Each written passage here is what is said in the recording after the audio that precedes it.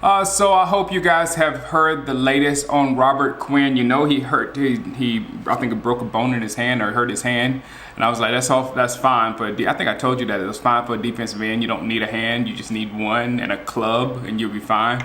But he got busted for a masking agent. I think it was a masking agent for performance enhancement drugs, and he's going to be suspended for two games, and he won't be back until the third game against his former team, Miami.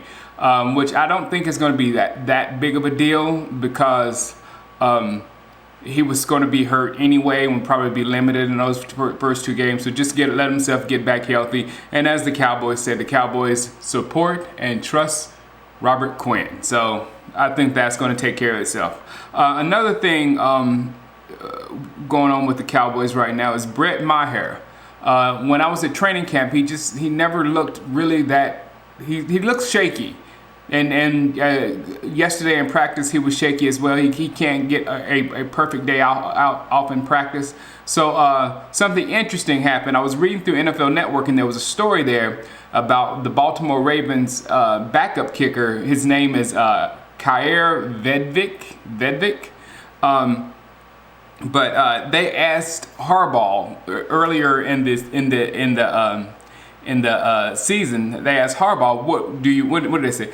What he'd like to see out of his backup kicker, and he said, "Kick well enough for us to trade him." And I'm like, And yesterday he went 4-4. He hit a 55-yarder. So hey, Maher. If we trusted Maher, however you say his name. If we trusted him and he had limited to no experience, I think he didn't have any experience. This guy has limited to no experience. Hey man, hey, try it out. Because he's not going to make Baltimore because they got Justin Tucker, probably one of the best kickers of all time. And I hear this guy is a dual guy, so he can kick and punt. So hey. All right, first look at last night's quarterbacks. First, we're gonna go to Daniel Jones, and I was shocked. It looked like Eli was a little shocked too, but the guy was very good. In my opinion, he was very good. If this guy does sit out a year and Eli plays and they are average to bad, and then they get a very good receiver next year in the draft to go along with Daniel Jones, the Giants might have a very good quarterback. I mean, he's like no nonsense. He looks like one of the type quarterbacks that I like. That's going to go in there. He's not going to go after a whole bunch of stats. He's not going to try to put the whole game on his shoulders and win it by himself. Most of those quarterbacks are losers. Most of the quarterbacks that go after stats, big stats, and try to put the game on their shoulders are mostly losers. But I got a weird feeling about this Daniel Jones. I really did. I mean, he looks like he's going to play it from up here, play the position from up here, which I really appreciate. So that's a little scary there. I'm going to keep my eye on that thing.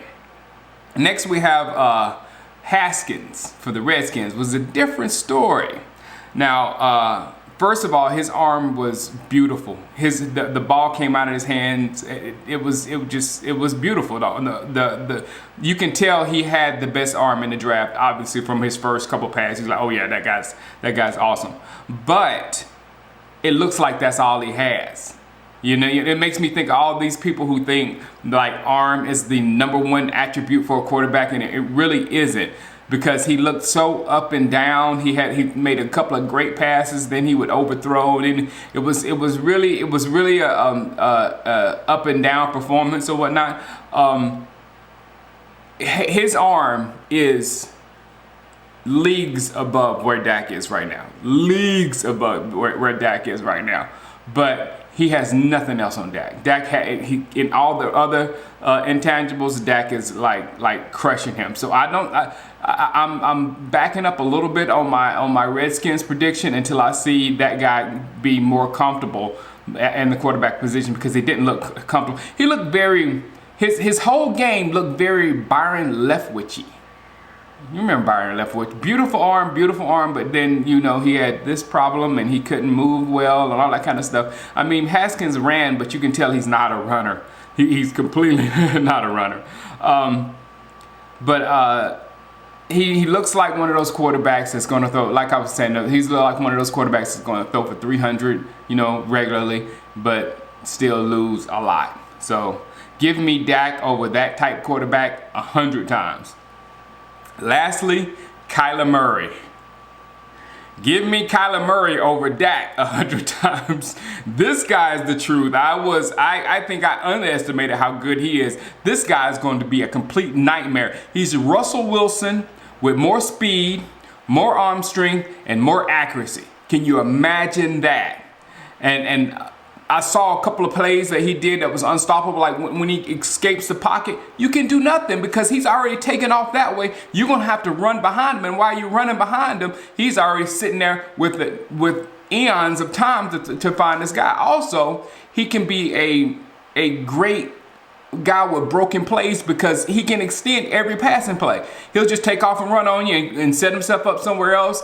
And those speedy receivers and shifty receivers they have in Arizona and that running back, it could be ugly. So, in short, my prediction for AZ is trending up. My prediction for the Redskins is trending down. And I will not be laughing at Daniel Jones anymore, Mr. Gettleman. Sorry. Didn't know what I was talking about during the draft. All right, guys. Holla at you. Peace.